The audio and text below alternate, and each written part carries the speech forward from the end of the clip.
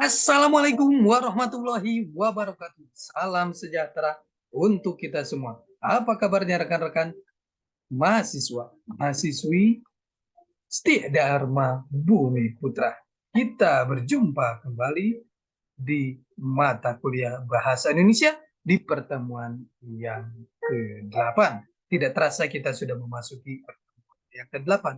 Mudah-mudahan Allah Subhanahu wa taala Tuhan yang Maha Esa memberikan kita keberkahan, kesehatan sehingga kita bisa menyelesaikan mata kuliah ini dengan sukses dan lancar. Rekan-rekan semuanya, sebelum kita memulai proses belajar mengajar ini, alangkah baiknya sama-sama kita berdoa agar proses belajar mengajar ini berjalan dengan sukses dan lancar. Berdoa menurut keyakinan dan kepercayaan masing-masing. Berdoa dimulai.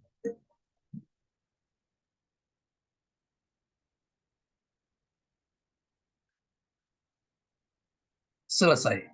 Rekan-rekan semuanya, di pertemuan yang ke-8 ini, kita akan membahas materi yang sangat menarik sekali. Mohon izin saya share materinya. Di pertemuan ke-8 ini, kita akan membahas materi mengenai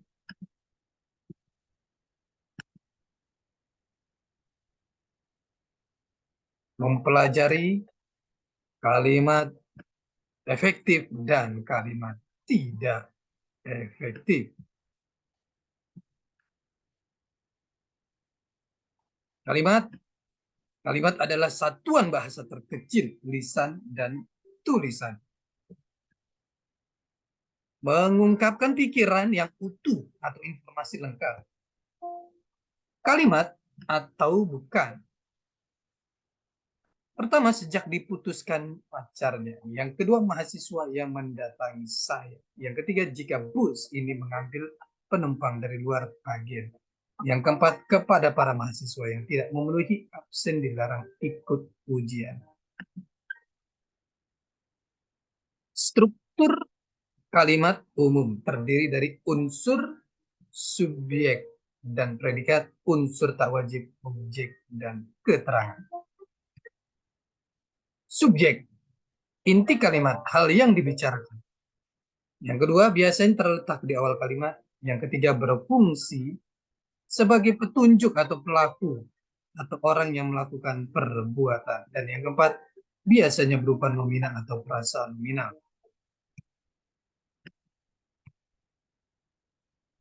Contohnya, Bandung pernah menjadi lautan api. Gunung Krakatau yang pernah meletus tahun 1825 kini mulai terbatuk-batuk. Keputusan ini merupakan kebijakan yang dapat menguntungkan semua pihak dan sakit bisa dialami semua. Predikat. Yang pertama yang menerangkan subjek. Kedua, untuk menyatakan kegiatan subjek. Ketiga, umumnya berbentuk verbal atau frasa verbal, tetapi ada juga bentuk nominal atau adjektiva. Predikat verbal, Ibu Desi mengajar bahasa Indonesia. Nominal atau frasa nominal, ayah saya dokter gigi. Adjektival atau frasa adjektif, Dita sangat rajin ke kampus. Objek, satu, objek umumnya berbentuk nominal. Dua, objek berfungsi menyatakan korban atau yang dikenai perbuatan subjek. Yang ketiga, kalimat yang mengandung objek pasti bisa dipasifkan. Objek, saya memanggil Abang Basu. Kami telah membicarakan hal itu dengan masak-masak. Adik dibelikan ayah sebuah buku baru. Mereka menolak proyek pembangunan LRT. Kalimat efektif. Kalimat yang secara tepat mewakili gagasan penulis sehingga menimbulkan gagasan yang sama tepatnya dalam pikiran pembaca sesuai maksud penulis.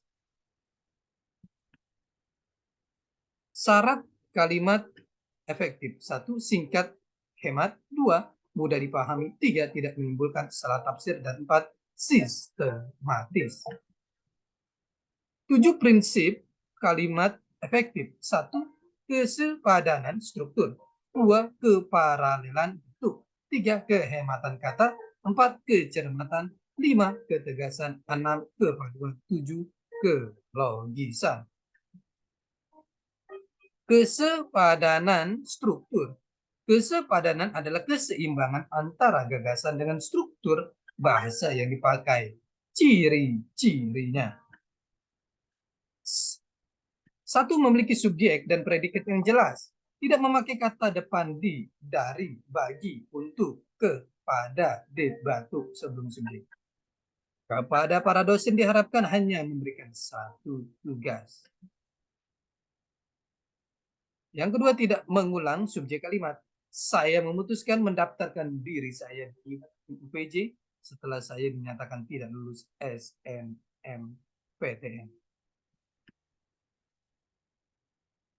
3. Kalimat efektif memiliki kesamaan bentuk kata yang digunakan di dalam kalimat. Balap motor liar adalah kegiatan yang mengerikan. Putraja Arkan atau yang biasa saya panggil Raja adalah teman dekatku dari awalku memasuki jenjang SMA hingga saat ini. Keparalelan bentuk. Langkah-langkah menulis kalimat efektif adalah memahami, mengetahui, dan pengaplikasian definisi kalimat efektif. Kehematan kata. Hilangkan kata-kata atau frasa yang tidak perlu digunakan. 1. Menghindari unsur yang sama pada kalimat majemuk. 2. Menghindari kesinoniman dalam kalimat. Yang ketiga, menghindari penjamakan kata pada kata jamak. Contoh kehematan. 1. Saya tidak suka makan buah dan saya juga tidak suka makan sayur. 2. Para mahasiswa berunjuk rasa di depan rektorat. 3. Saya hanya ingin memberikan peringatan saja. Kecermatan. Cermat dan tepat dalam memilih kata sehingga tidak menimbulkan kerancuan dan makna ganda. Rubahlah cara berpikirmu. Guru baru pergi ke ruang guru. Ketegasan. Kalimat efektif memberikan penegasan kepada ide pokoknya sehingga ide pokoknya menonjol di dalam kalimat tersebut. Berikut cara memberikan penegasan pada efektif. 1. Meletakkan kata kunci di awal kalimat. 2. Mengurutkan kata sesuai tahapannya. Contoh ketegasan. Sudah saya baca buku itu. Pertemuan itu dihadiri oleh Menteri Pendidikan, Gubernur, dan Presiden. Kelogisan. Gagasan harus dapat diterima atau dimengerti oleh akal dan sesuai dengan PWB. Waktu dan tempat kami persilakan. Kami melayani cetak online. Aktivitas kelas. 1. Membagi kelas dalam kelompok. 2. Setiap kelompok menyusun kata yang diberikan menjadi kalimat efektif untuk ditampilkan dalam slide. Nanti ya diskusi kelas mengenai unsur kalimat dan prinsip kalimat efektif. Kalimat efektif adalah kalimat yang disusun untuk mencapai daya informasi yang tepat dan baik menurut Parera, Eko Susilo, 1995. Kalimat dikatakan efektif apabila didukung oleh A. Kesepadanan antara struktur, bahasa, dan jalan pikiran yang logis. B. Keparalelan untuk tujuan efektivitas tertentu. C. Ketegasan dalam menonjolkan pikiran utama. D. Kehematan dalam pemilihan kata. E. Kevariasian dalam penyusunan kalimat. Dan F. Kelogisan. A. Kesepadanan. Kesepadanan adalah kemaksimalan struktur bahasa untuk mendukung gagasan atau ide yang dikandung. Untuk itu yang harus diperhatikan adalah sebagai berikut. 1. Setiap kalimat mayor harus memiliki subjek dan predikat. Contoh, mereka membicarakan batas studi.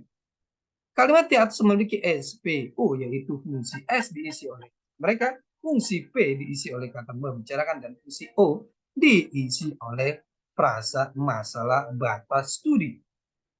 2. Ide pokok harus terdapat dalam induk kalimat. Contoh, ia meninggalkan kelas ketika kuliah sedang berlangsung. Ide pokok dari kalimat di atas adalah ia meninggalkan kelas. Apabila ide pokok yang dimaksud adalah kuliah sedang berlangsung, maka kalimat di atas menjadi berikut ini. Kuliah sedang berlangsung ketika ia meninggalkan kelas. B. Keparalelan.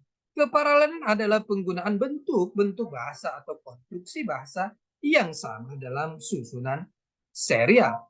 Dapat juga dikatakan sebagai kesejajaran pengungkapan ide-ide dalam suatu kalimat.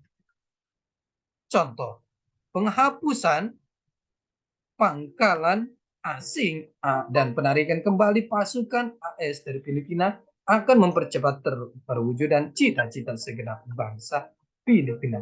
Atau dihapuskannya pangkalan asing dan ditariknya kembali pasukan AS dari Filipina akan mempercepat terwujudnya cita-cita segenap bangsa Filipina. C. Ketegasan dan keutamaan. Untuk mencapai ketegasan dan keutamaan dalam suatu tulisan, seorang penulis harus memperhatikan posisi bagian yang diutamakan. Hal itu dapat ditempuh dengan satu, meletakkan bagian yang penting pada awal kalimat. Contoh, masalah kenaikan harga itu dapat dibicarakan pada kesempatan yang lain. Atau pada kesempatan yang lain, masalah kenaikan harga itu dapat dibicarakan. 2. Mengulang gagasan yang penting. Contoh, untuk menambah iklim yang sejuk di negara kita, maka perlu kesadaran moral, kesadaran politik, kesadaran agama, kesadaran bermasyarakat, dan kesadaran berbudaya. 3. Mempertentangkan gagasan yang satu dengan yang lain. Contoh, perusahaan menghendaki perbaikan secara menyeluruh, bukan setengah-setengah. 4. Menekankan gagasan yang penting dengan partikel lah. Contoh, kita.